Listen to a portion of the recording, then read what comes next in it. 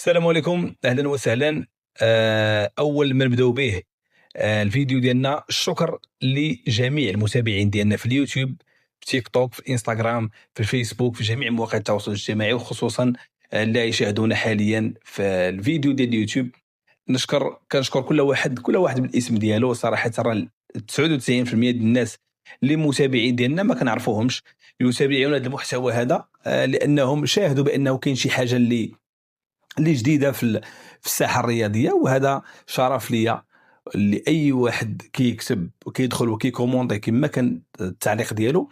وانا دائما كما كنقول راه الاشاره وخصوصا الملاحظات ديالكم باش نطوروا هذا المحتوى هذا غيكون افضل، لانه انتم هذا الشيء دار من اجلكم وبكم انتم باش حنا كنستمروا.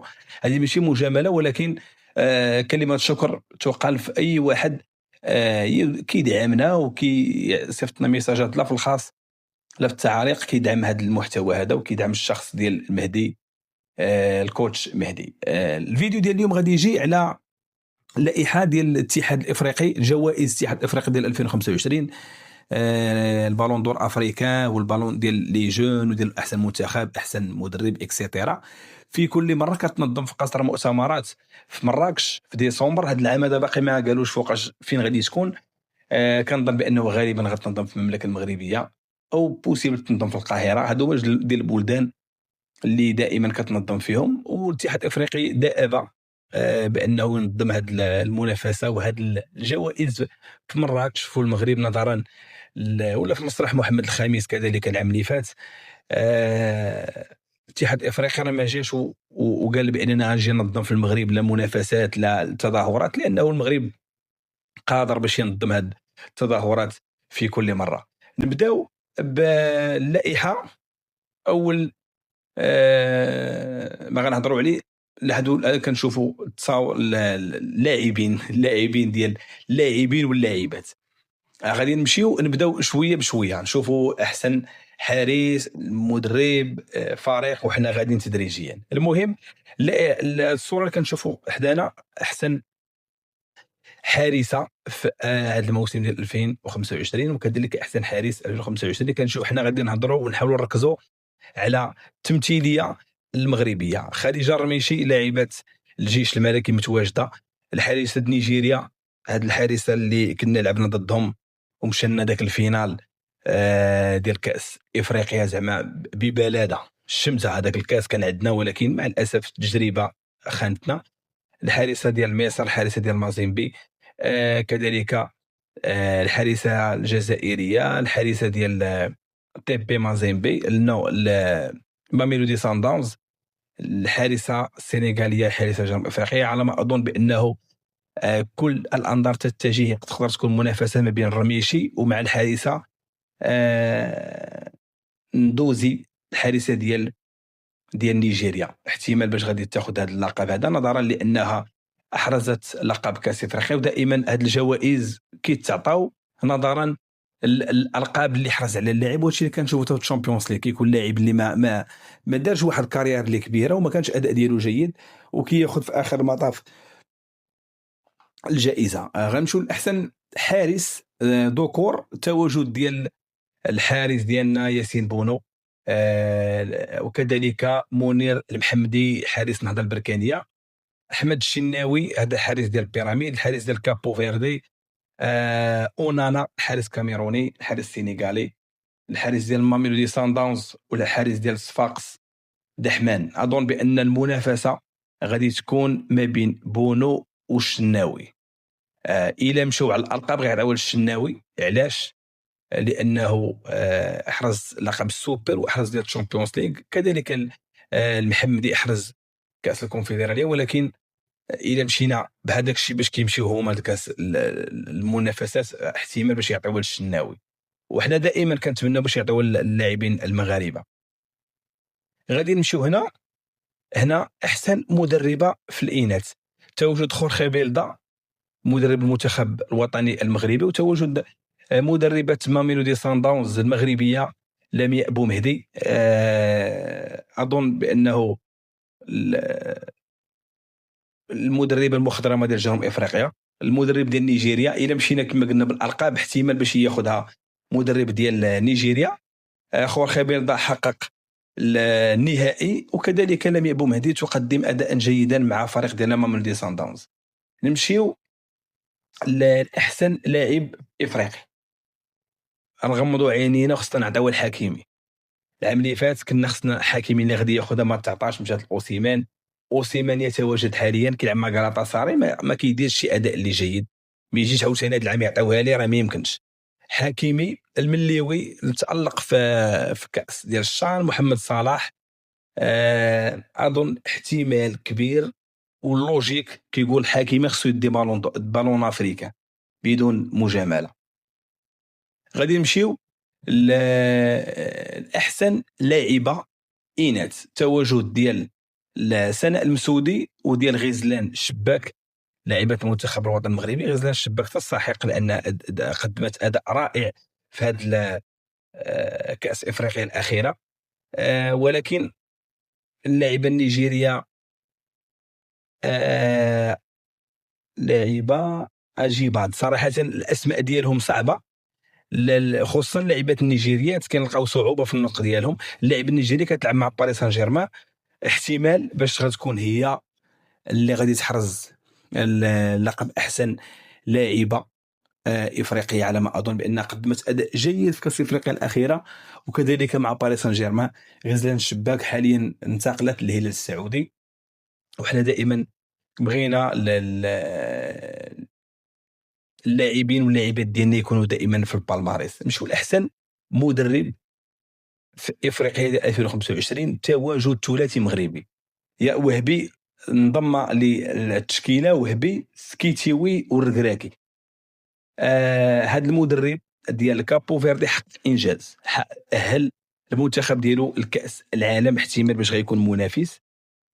معين الشعباني مدرب النهضه البركانيه. حسام حسن، سمير طرابلسي مدرب بيراميد كذلك. اللوجيك يقول وهبي خصو يدي احسن مدرب في العالم، احسن مدرب في افريقيا، نظرا لانه احرز كاس العالم اقل من 20 سنه اداء ونتيجه. الى جينا عاوتاني نشوفوا هاد الانجازات هاد العام هذا، اظن بانها غتكون منافسه ما بين وهبي وما بين هاد المدرب ديال بوبيستا مدرب كابو فيردي، لانه اهل المنتخب الراس الاخضر لاول مره لكاس العالم. احتمال باش تكون منافسه وبوسيبل يكون جوريتش المدرب ديال بيراميد، لانه احرز الشامبيونز ليغ الافريقي وكذلك السوبر الافريقي. ولكن حنا كنتمناو ونريد بان وهبي يكون هو احسن مدرب في افريقيا. انا غادي نمشيو احسن اللاعبات لي جون، يعني الفئه العمريه. احسن يافع ضحى المدني لاعبة الجيش الملكي والمنتخب الوطني المغربي للفوتسال، حرزت اللقب ديال كاس افريقيا للفوتسال وكذلك الشامبيونز ليغ افريكا مع الجيش. تستحق باش تكون احسن لاعبه صاعده وواعده. غنمشيو للذكور، غنغمضوا عينينا وغنعطيوها المعمه بدون عاطفه وبدون اي حاجه. معمه احسن لاعب في العالم، ما غاديش تغلبوا هاد احسن لاعب في افريقيا. لاعب معمه يستحق. كذلك تواجد الصادق وتواجد عبد الله وزان لاعب المنتخب الوطني المغربي اقل من 17 سنه. اظن بان معمه مرشح بقوه ليحرز هاد الجائزه ديال احسن لاعب واعد افريقي.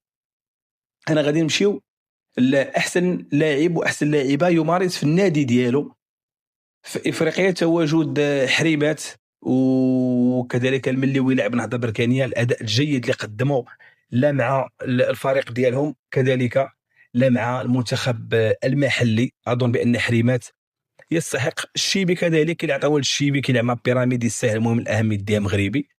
ابراهيم عادل لاعب بيراميد. اظن بان المنافسه يوسف وضيو كذلك المنتقل للدوري القطري. المنافسه غادي تكون ما بين المليوي حريمات والشيبي. الشيبي علاش؟ الاداء الجيد والرائع اللي قدمه مع الفريق ديالو وساهم بشكل كبير باش بيراميد يحرزوا لقب السوبر افريقيا وكذلك تشامبيونز ليغ افريكا. اظن بانها المنافسه ما غاديش تخرج من هاد الثلاثي هذا. الشيبي حريمات والمليوي اللي كان الاداء ديالو جيد لا مع بركان لا مع الشام. نمشيو للاناث، تواجد سناء المسودي وكذلك ضحى المدني مره اخرى. تواجد لاعبات ماملودي سان داونز هنا، لاعبات طنزانيه كذلك، لاعبات من كوت ديفوار. الامر صعب. ضحى المدني تقنيا لاعبه رائعه ولاعبه واعده، الى حرزت لقب احسن لاعبه واعده لا اظن بان غادي يعطيوها هذا اللقب هذا. غادي نجيو الاخر، تقريبا ما قبل الاخير ديال المنتخبات. احسن منتخب ديال الاناث، المنتخب الوطني المغربي والمنتخب النيجيري لعبوا الفينال ديال تقريبا كاس افريقيا وحرزها المنتخب النيجيري. وهنا تواجد المنتخب ديال نيجيريا اقل من 17 سنه. كذلك غادي نشوفوا الايفان ديال المغرب تواجدوا هنا في احسن المنتخبات. احتمال كبير باش غادي يحرز المنتخب النيجيري، الاداء الجيد اللي قدموه في كاس افريقيا. نمشيو عند الذكور، الى جينا كما قلنا مع المدربين، الكابو فيردي والمغرب اقل من 20 سنه غتكون هذه المنافسه ما بين هاد الجوج.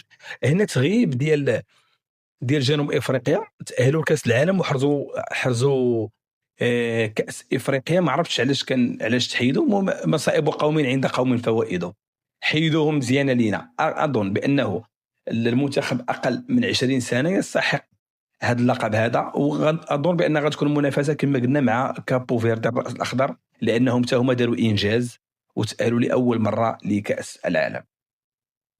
الانديه ديال الذكور الاناث بدون عاطفه وبدون مجامله، الجيش الملكي احسن فريق نسوي نظرا للقوه ديالو، دائما احراز لقب عصبه الابطال الافريقيه اناث. كتكون دائما منافسه لا مع مازيمبي لا مع ماملودي سان داونز. كانت منافسه مع مازيمبي، مدربه ديالو لم يأبو مهدي المغربيه. اظن بان الجيش الملكي اناث احتمال كبير ومرشح فوق العاده لاحراز احسن نادي نسوي. الذكور احتمال، والمنطق يقول بان بيراميد احسن فريق هذا العام هذا نظرا للاداء الجيد ديالو. ما غاديش نقولوا بركان لا تستحق، بركان دائما كنشوف التغييب ديال الاهلي لاول مره، الاهلي خارج المنافسه. بيراميد مرشح فوق العاده، احرز تشامبيونز ليغ افريكان وكذلك احرز كاس السوبر ضد النهضه البركانيه. بيراميد الاولى وبركان غتكون هي الثانيه، هذا هو الاحتمال اللي عندي. المهم هادو الجوائز اللي اعلن عليها الاتحاد الافريقي. نتمنى دائما تألق كرة القدم الوطنية وكذلك تألق اللاعبين ديالنا، لا في المستوى المحلي ولا كذلك على المستوى الدولي. تستمر حلقات الفار الدارجة مع الكوتش مهدي. هذا ما كان عندنا. السلام عليكم.